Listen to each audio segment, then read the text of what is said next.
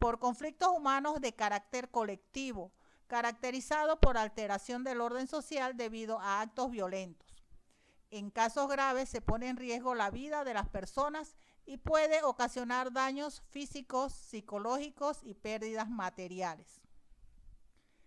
Las amenazas socionaturales, que pueden ser biológicas y astronómicas. Las amenazas biológicas se deben a procesos de origen orgánico o transportados por vectores biológicos, incluidos la exposición a microorganismos patógenos, toxinas y sustancias bioactivas que pueden causar enfermedad, lesiones físicas o la muerte de personas, daños materiales, disfunciones sociales y económicas o degradación ambiental. Las amenazas astronómicas se refieren a la posibilidad de impacto contra la Tierra de diversos objetos provenientes del espacio, como fragmentos de asteroides o de cometas. Además, pueden darse debido a elevados niveles de radiaciones espaciales. La vulnerabilidad se define como el proceso mediante el cual se determina el nivel de exposición y predisposición de las personas, otros seres vivos y los bienes materiales a daños y pérdidas ante una amenaza específica. Los factores de vulnerabilidad pueden ser físicos, ambientales, sociales, culturales y económicos. La vulnerabilidad física se refiere a la localización de la población en zonas de alto riesgo físico, como las personas que viven en pobreza y su falta de oportunidades para ser ubicadas en otros sitios. Ejemplo, viviendas situadas en vertientes de ríos o cañadas. La vulnerabilidad ambiental es el nivel de predisposición a daños en ambientes naturales. Ejemplo, la vulnerabilidad de los ecosistemas de los distintos países. La vulnerabilidad social hace referencia al deficiente grado de organización y cohesión interna de la sociedad bajo riesgo, que limita su capacidad de prevenir, mitigar o responder a situaciones de desastres. Ejemplo, desnutrición infantil o déficits en los servicios básicos.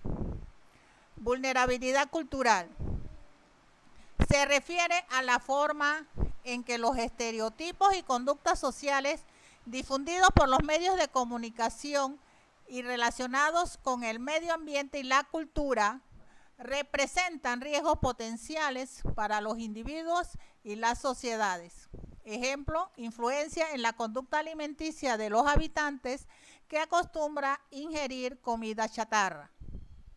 Vulnerabilidad económica es la relacionada con el nivel de desarrollo y planificación en lo económico que muestra un país o región. Ejemplo, desempleo, insuficiencia de ingresos, explotación, dificultad de acceso a los servicios de educación o de salud. Manejo de desastres. Ante un evento adverso hay reacciones al ocurrir y se debe tomar en cuenta estas reacciones como las acciones preventivas. Este conjunto de actividades organizadas en etapas se denomina ciclo del manejo de desastre, el cual consta de los siguientes elementos. El manejo de desastres es un proceso recurrente que se asume desde la fase de prevención y mitigación, la alerta o la respuesta al evento. Las fases del ciclo de manejo de desastres son: fase 1, prevención, que comprende la preparación y alerta. En la preparación, etapa de medidas y actividades anticipadas para reducir la vulnerabilidad y asegurar una respuesta eficaz ante el impacto de las amenazas. Incluye el sistema de alerta temprana, la evacuación temporal de la población y la creación o reforzamiento de las instituciones. La alerta. Advertencia a la población y a las instituciones basadas en mensajes científicos, meteorológicos, sísmicos y otros, emitidos para comunicar de una posible situación adversa en un área. Fase 2. Evento.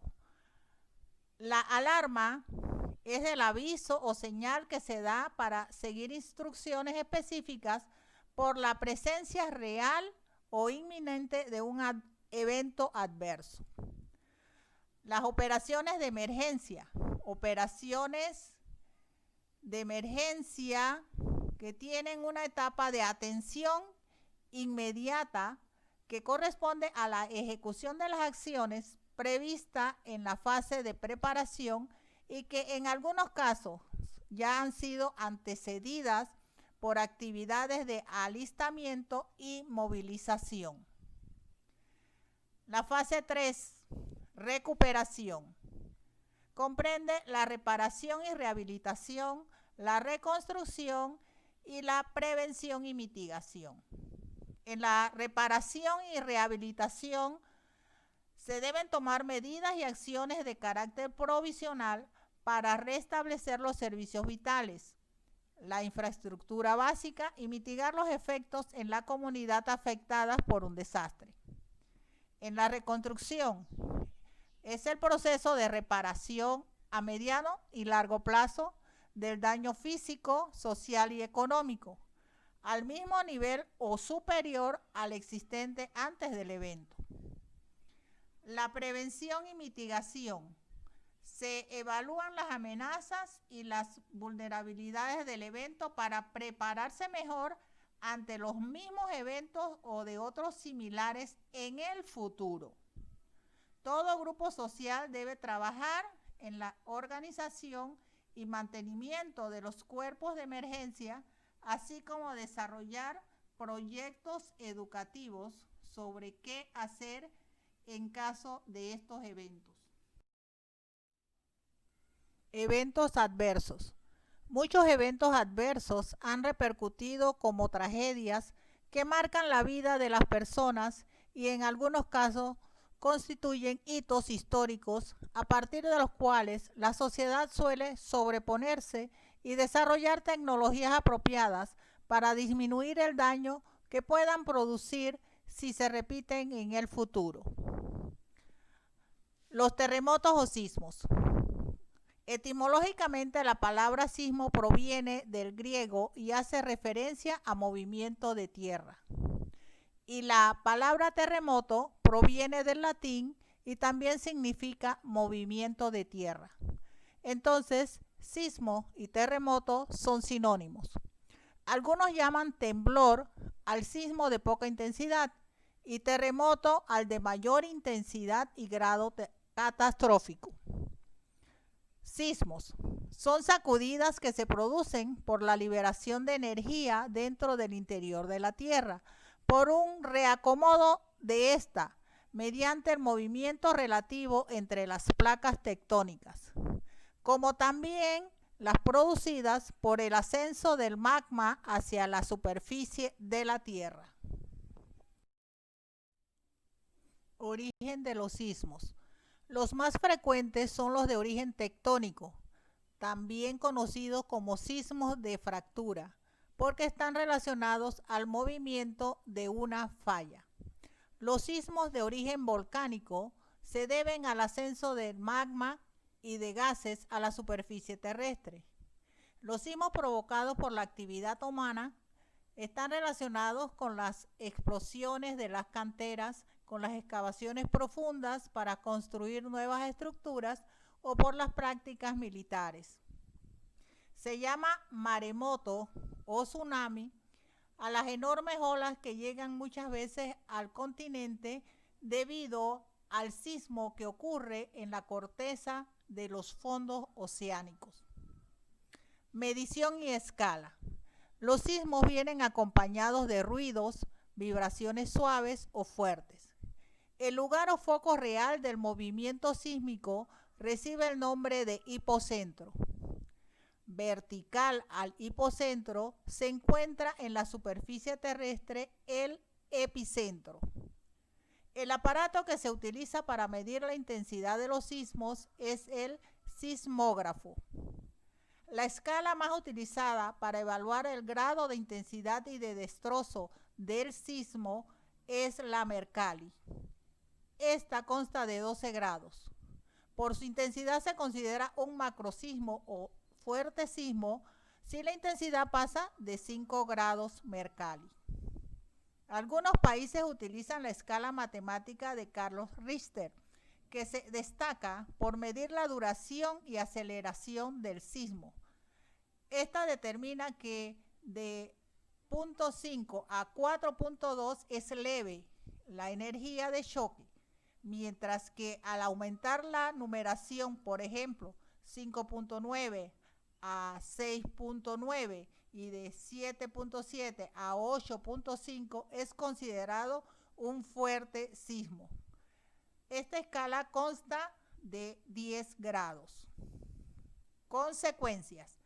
Para el planeta es apenas una vibración que le permite recuperar el equilibrio, pero para las personas significa, en algunos casos, la pérdida de vidas y la destrucción de bienes materiales. Medidas de seguridad ante eventos sísmicos. Lo que se debe hacer durante un terremoto.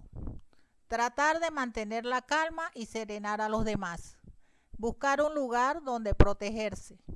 Mantenerse muy alerta después del movimiento principal, ya que futuras réplicas pueden derrumbar estructuras débiles. No usar escaleras ni ascensores durante el sismo. Si está en área abierta, alejarse de edificios, paredes, ventanas y otras estructuras frágiles. Si se encuentra en un vehículo, detenerse y permanecer en él.